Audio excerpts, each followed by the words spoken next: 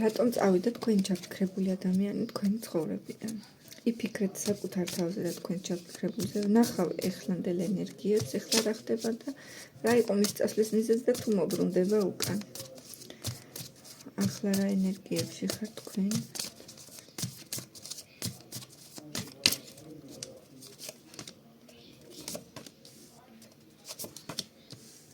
რა არის წასვლის მიზეზი თქვენი ჩაფიქრებული ადამიანის, რატომ წავიდა ეს პიროვნება თქვენი ცხოვრებიდან?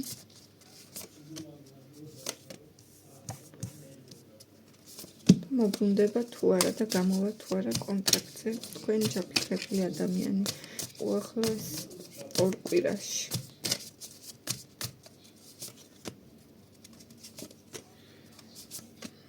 ცოტა უჭირს. ახლანდელ სიტუაციაზე ვიტყოდი, რომ შესაძლებელია სერიოზული კამათი და კონფლიქტი მოგივიდათ და დაპირისპირება ერთმანეთში და შესაძლებელია ვიღაცის ჩარევაც იყოს გარეშე პირების არ გამოვრიცხავ რაღაცა მესამე ფაქტორიც გვევლინებოდეს პრობლემა, შეიძლება პირდაპირ ადამიანიც ერეოდეს ვიღაცა არც ისე კეთილგანწყობილი და მანიპულირებდეს ამ ადამიანით ან ურთიერთობაში ვიღაცა მხრიდან ჩარევა და მანიპულაციის მცდელობები იყოს. მაგრამ მაინც ვიტყოდი, რომ გრძნობები არის ურთიერთობაში და არ არის ყველაფერი განელებული და გაციებული. რაც შეეხება წასვლის მიზეზს, წასვლის მიზეზი ქალია ურთიერთობაში. არ აქვს მნიშვნელობა ვინ მიყურებთ, პირდაპირ გეტყვი, რომ აქ ქალის მხრიდან მოდის პრობლემა წასვლის მიზეზი. ეს ერთი ფაქტორი.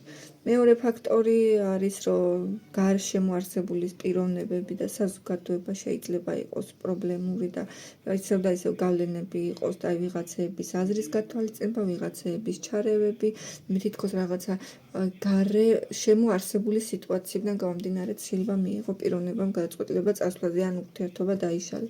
და აქ ჩანს ძალიან ბევრი ტანჯვა, დაღლა, სიმძიმე, სირთულე, როგორც იტყვიან, აი ესეთი არასასიამოვნო ენერგიებია ბევრი. შეიძლება დაიღალეთ თქვენც ისიც და ამიტომ ამჯობინოთ დააპაუზება. გამოჩენას რაც შეეხება ძალიან უჭირს, მაგრამ გამოჩენით დიდი ალბათობა გამოვა კონტაქტზე, თუმცა საკმაოდ ნელია, აი რომ ძალიან რომ მოუჭერს ემოციები, ძალიან რომ მოუჭერს გრძნობები, აი მოვა ჩუმად მოიპარება, შეიძლება ჯერ სოციალური ქსელებით დაიწყოს დათვალიერება თქვენი და მერე ესე მოვიდეს და თავიდან განახლებას და ახალი ურთიერთობის შეიძლება ახალი ფურცლიდან დაწყებაც მოხდეს თქვენ შემთხვევაში, ვინც სერიოზული კამათში და კონფლიქტში იყავით.